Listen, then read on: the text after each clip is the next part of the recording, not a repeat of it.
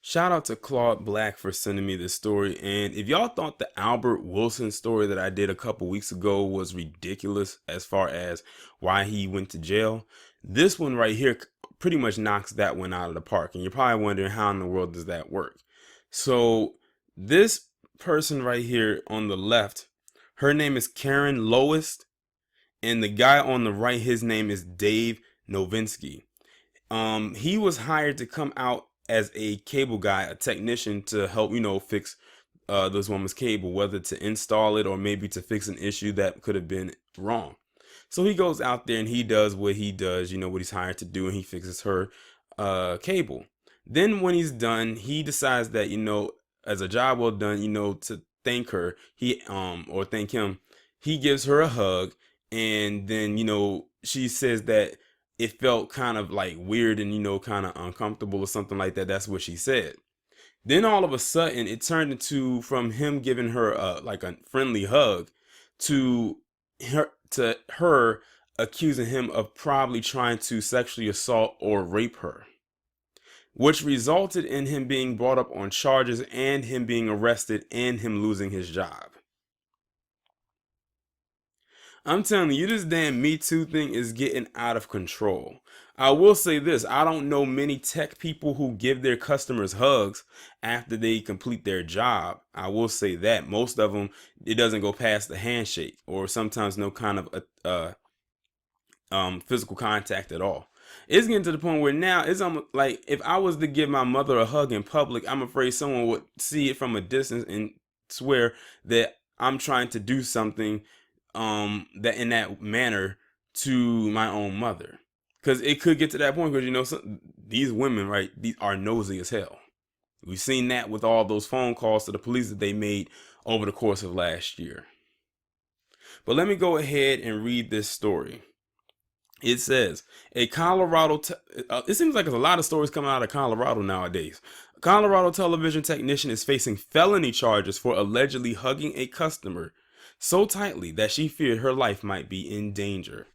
Karen Lois, age 70, told KDVR TV that 34-year-old Dave Novinsky, a subcontractor for Dish Network, gave her a bear hug, pinning her arms and chest painfully as she was showing him out the door after he completed his work earlier this month.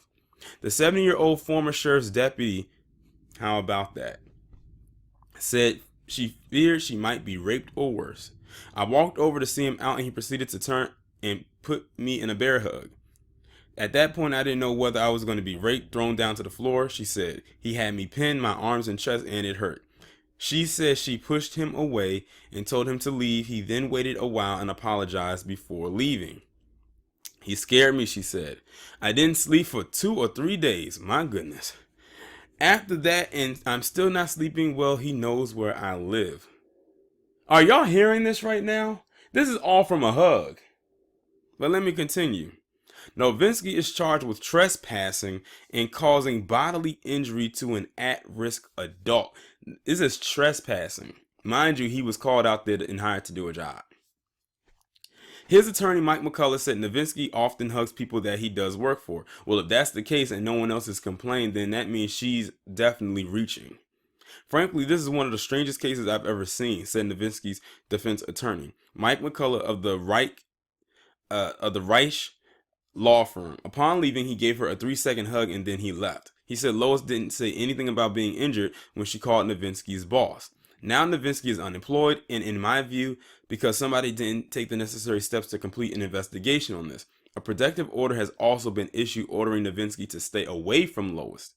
McCullough says he will fight the charges. Novinsky was arrested by Elbert County Sheriff's deputies and booked into the Elbert County Jail on April 7th. He will appear in court in late May. Meanwhile, Dish Network has released the following statement. We take the safety and security of our community very seriously. We are investigating the allegations regarding this individual, who is an employee of an independent third party and not of Dish. This individual is no longer assigned to any Dish jobs. We remain in contact with the independent third party contractor and our customer.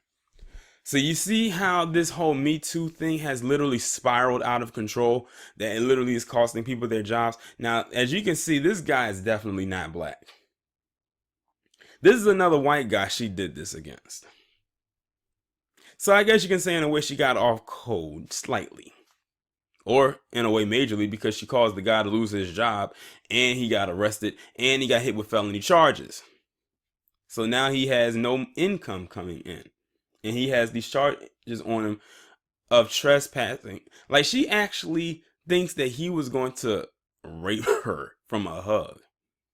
And one thing that they did mention slightly, they didn't say anything or show any signs of her having any injuries, like any bruising, because she said she felt pain. Like, usually you would get bruising and stuff like that. And if she felt pain, nowhere in this article did it mention that she went to the doctor to get herself checked for the pain that she said she had. And they could have said where you feel the pain at, and she could have pointed where it was at, and maybe they could have did a physical, like, press, like, test, like the press on the points or whatever to see if it was pain there, or do an x-ray to see where if they could find anything internally, or a CAT scan. But none of that was done. I think she's just reaching here, and I think this is one of those cases where I think that the charges will most likely be dropped, because this is a wild accusation. But like I said, in this era of Me Too, that means they can accuse anybody of anything, and that's the scary part about it. This man lost his job and got brought up on felony charges from a hug. Albert Wilson got 12 years in prison and a whole bunch of other shit for a kiss. That means that it's getting lower and lower on the tier as far as the limited things that men in interactions with other women can do before we get hemmed up. And people say that we don't live in a gynocracy. Look at who is working in the favor of. Now, like, and the reason I said it too is because let's go back to Cardi B. She admitted that she drugged and robbed her Johns. She admitted that she would have threesomes with her Johns who were drugged up with a transgender or transsexual person also in the room. And she's admitted to some other things too, but nothing has happened to her. Now, a black woman does it, then it might be another story, but my stance still stands. I mean, over a damn hug. It's gotten to that point, y'all. It has gotten to that point. It spiraled out of control. And we know that Tarana Burke ain't gonna say nothing about this, because she said it ain't her job to go after white men. Because if this was a black man, could you imagine? Could you imagine the outrage if it was a black man that did this? But y'all let me know what y'all think about this down in the comments, and I will talk to you in the next one.